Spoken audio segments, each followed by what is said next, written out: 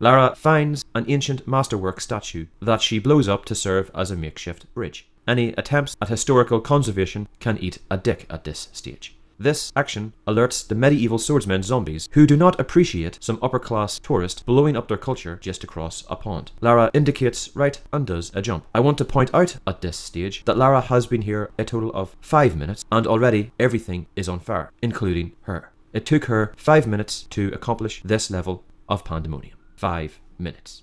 Lara slides to relative safety, swims for a bit until she picks up some signal from Jonah. That's right, Jonah. Remember him? He's still relevant, it seems. Jonah simply walks onto the scene like he took the scenic route. He hasn't even murdered a single person to get to this same point in the story. When compared to Lara's journey to this exact same spot in the story, it raises questions. Jacob asks about the MacGuffin that finds the main MacGuffin. Lara presents the ancient relic. It's a PowerPoint presentation. It's a PowerPoint presentation. The ancient relic is a PowerPoint presentation that points out all of the hidden tombs in the area. Lara practically shits herself at the prospect of more tombage to be raided. The medieval PowerPoint presentation is interrupted by end-level boss Helicopter, who drops in briefly and promptly kidnaps Jonah. It's like he only turned up at this point just to be kidnapped. Up to this point, Jonah had been doing just fine by himself, but then he turns up at the same place as Lara without killing anyone, and then becomes kidnapped leverage to be used against Lara almost immediately. Jonah looks embarrassed at how easily he was kidnapped. Lara has to sidetrack from her normal pursuit of tomb raiding to save him. She almost seems annoyed. Lara realizes that running after a helicopter on foot is just not happening.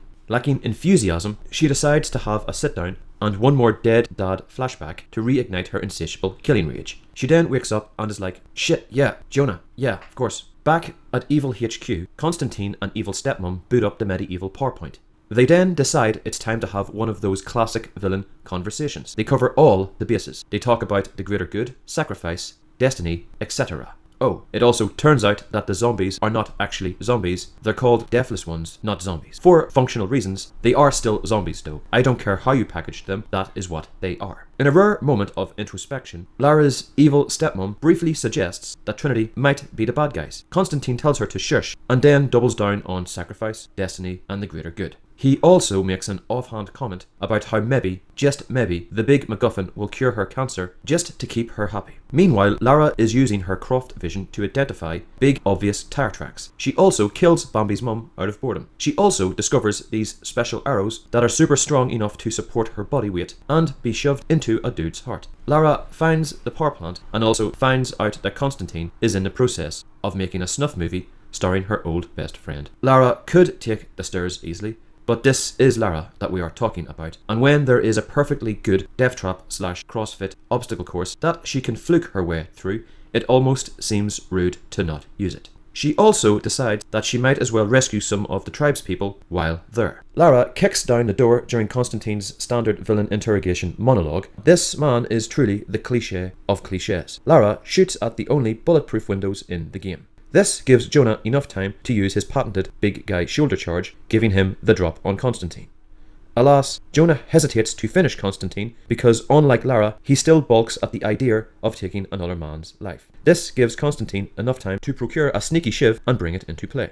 Lara is fuming at this unsportsmanlike display of villainy, and somehow a fire extinguisher is able to do what a full clip fails to do in 3 hits. Jonah apologizes for not having the same genocidal capacity as Lara. The rescued tribes dude takes Lara to the side and explains that they're surrounded and that her old best friend Jonah is fucked. Lara explains that it is them who are surrounded by her. Before the tribesmen can critique the grammar of her ludicrous statement, Lara goes on a vengeance-soaked killing spree to prove the point of her strangely constructed sentence. End-level boss Helicopter crashes the party and is having none of it. Trinity goes all out and actually pull off some decent tactical maneuvers. I'm almost impressed, but they caught Lara on the wrong day and she starts methodically pulling apart the group and killing each member like it's winter at Crystal Lake. Again, and again, and again, and again, and again, and again, and again, and again, and again. Just taking her time until only one remains and it's already too late. Lara catches up with Jonah, who is not having the best time. He gives Lara a small death speech and then finally crooks, which is sad, until one of the tribesmen is like, he's not dead, he's only mostly dead.